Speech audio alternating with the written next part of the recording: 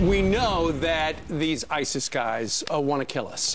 They hate the United States. They hate the West. They hate religions not their own. And yet, they actually hate Muslims. They've been killing a lot of Muslims lately. Their contorted frame of Islam is what I'm talking about.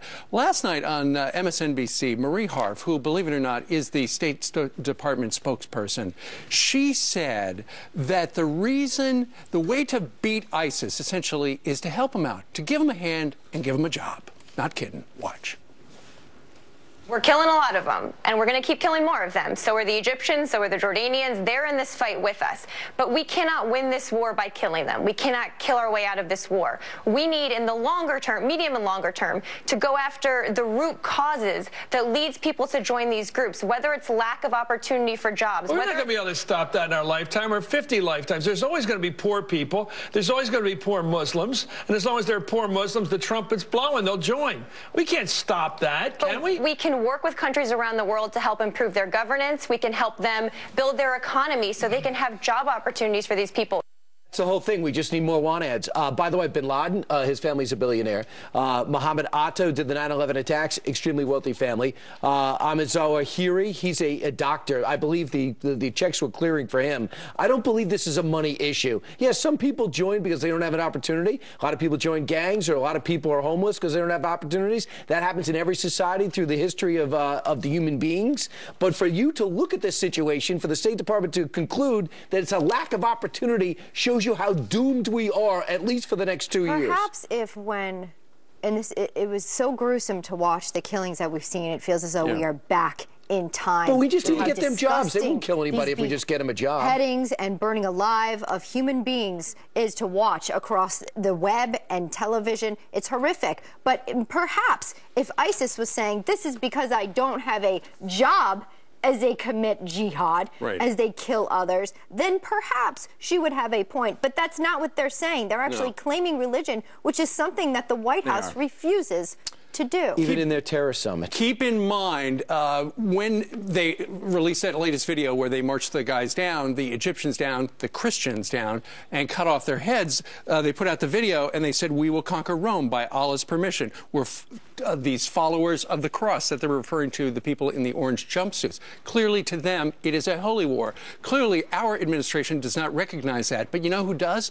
The Pope of the Catholic Church. Pope Francis was meeting yesterday with the Church of Scotland. And he said this. He said they were executed for nothing more than the fact that they were Christian. The blood of our Christian sisters and brothers is testimony that cries out to us, be they Catholics, Orthodox, Coptics, Lutherans, it does not matter. They are Christians. Their blood is the same.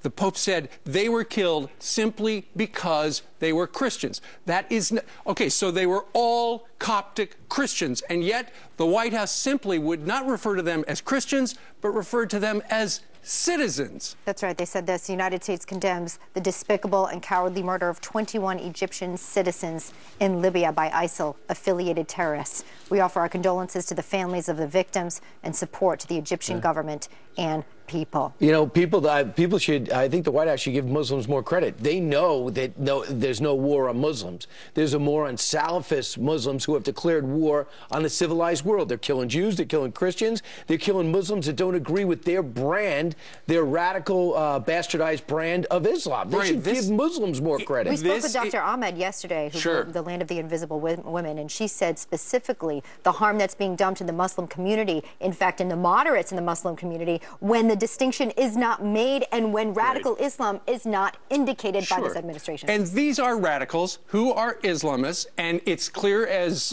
you know, the Pope sees it, we see it, George Will and Charles Krauthammer see it, the White House, not so much.